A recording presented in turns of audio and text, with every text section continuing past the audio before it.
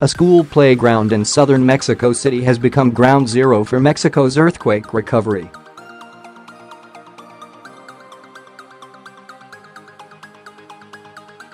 Since a powerful 7.1 magnitude quake struck the region on Tuesday, first responders, soldiers, doctors and even some teachers have been working around the clock to try to rescue any survivors in the collapsed classrooms at the Enrique Rébsamen primary school.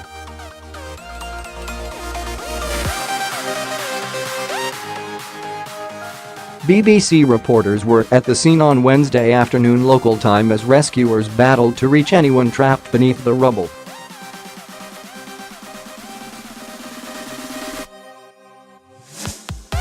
Rubble was tediously and meticulously removed, bucket by bucket, as rescuers tried to clear a path to any survivors without further destabilising the damaged school building.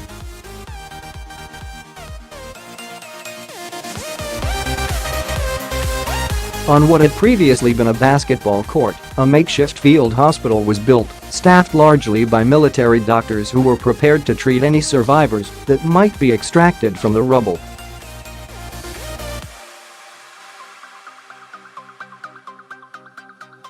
At one point on Wednesday afternoon, rescuers summoned a teacher, bottom center in picture above, wearing a black vest and white helmet, to help communicate with a young girl believed to be trapped alive inside.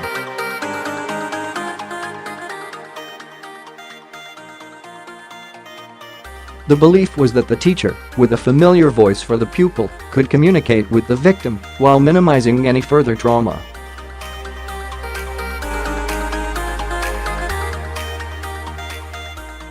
Carpenters worked feverishly to construct buttresses to help stabilize the collapsed structure.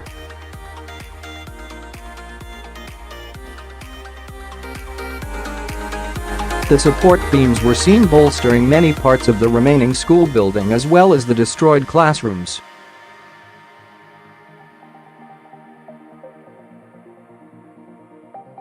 Fresh from the rubble with dust coating their blue vests, rescue workers from the Mexican Navy discussed possible strategies to free survivors.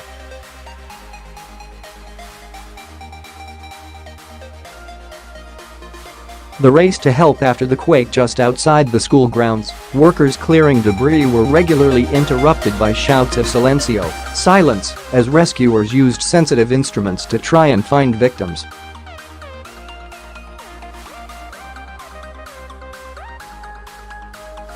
The workers raised their fists to acknowledge the order and inform others further away to keep quiet.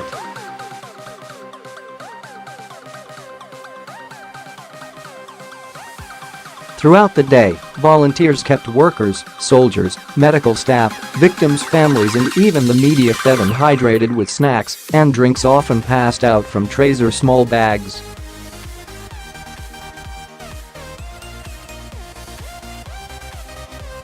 In the photo above, a man offers law enforcement officers and reporters oranges during the heat of the mid-afternoon.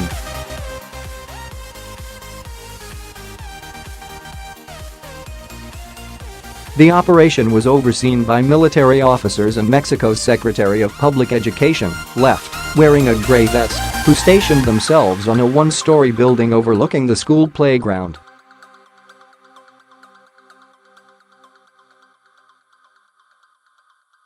Orders were shouted over a tannoy as workers sprinted between the rescue scene and the command center.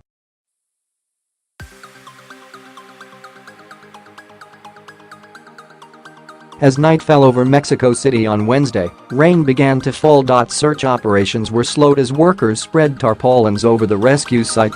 With the possibility that lives could still be saved and the threat of aftershocks that could cause further collapses, rescuers were battling the clock to save any survivors trapped beneath the rubble.